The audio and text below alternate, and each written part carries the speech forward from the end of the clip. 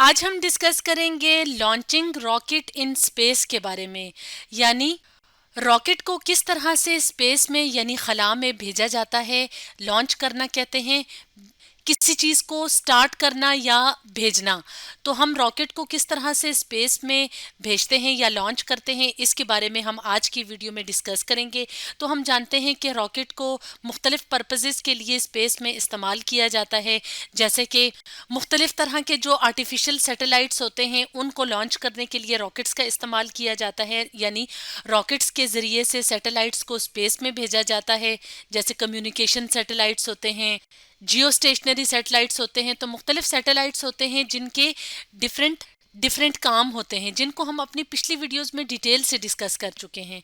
तो रॉकेट्स को हम इस्तेमाल करते हैं सैटेलाइट्स को लॉन्च करने के लिए। इसके अलावा स्पेस क्राफ्ट्स को स्पेस में सेंड करने के लिए या ट्रांसपोर्ट करने के लिए, या जो ह्यूमंस होते हैं यानी जिन्हें हम कहते हैं एस्ट्रोनॉट्स होते हैं, तो वो भी रॉकेट्स के ज़रिए से स्पेस में जाते हैं। तो इस तरह से रॉकेट के मुख्तलिफ यूजेस होते हैं स्पेस एक्सप्लोरेशन के लिए।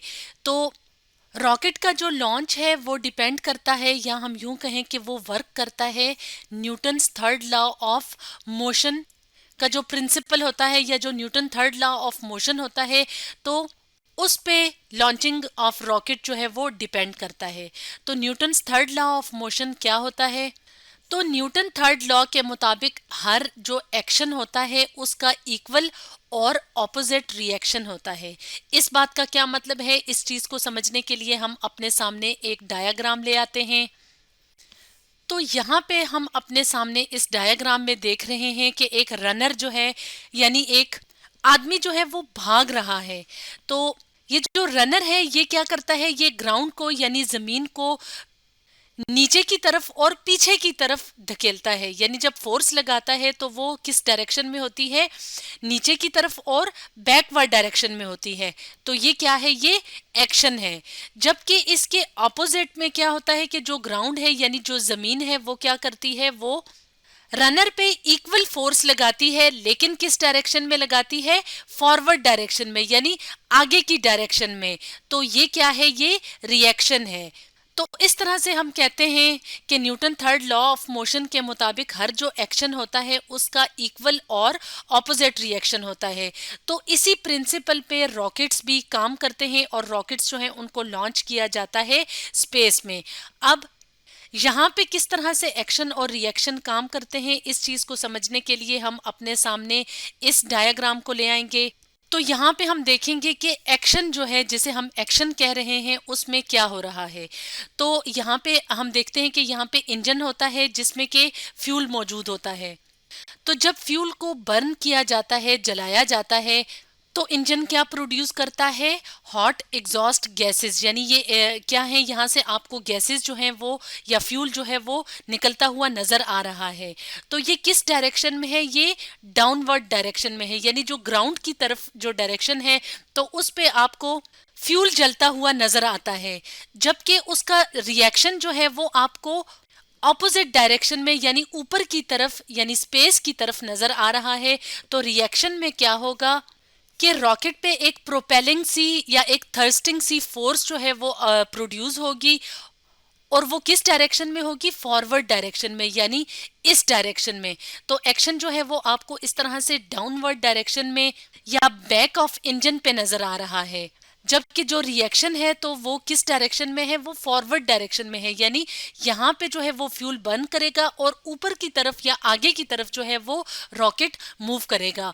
तो इस तरह से आपने देखा कि जो रॉकेट लॉन्चिंग है, यानी जब हम लॉन्च करते हैं रॉकेट को स्पेस में, तो वो किस प्रिंसिपल पे या किस लॉ पे डिपेंड करता है, वो डिपेंड करता है Newton's third law of motion पे। तो इन्हीं बातों का ख्याल रखते हुए हम घर पे या स्कूल में भी एक सिंपल सा वाटर प्रेशर रॉकेट बना सकते हैं। तो अब हम YouTube की एक वीडियो की मदद से वाटर प्रेशर रॉकेट को बनाने का तरीका सीखेंगे। तो हम वीडियो स्टार्ट करते हैं, और इस वीडियो में हम देखते हैं कि किस तरह से वाटर प्रेशर रॉकेट को बनाया जाता है। तो ये काम करता है रिएक्शन फोर्स की बेस पे, यानी रॉकेट जो है वो जो फॉरवर्ड मूव करता है तो वो कौन सी फोर्स होती है? Reaction force. तो इसके लिए हम जो है एक वाटर बॉटल यूज करेंगे और साथ ही एयर पंप की मदद से ये वाटर प्रेशर रॉकेट जो है वो बनेगा और काम करेगा। तो इसके लिए कौन कौन सी चीज़ें रिक्वायर होती हैं, तो ये भी हम यहाँ पे देख लेते हैं इस एनिमेशन में।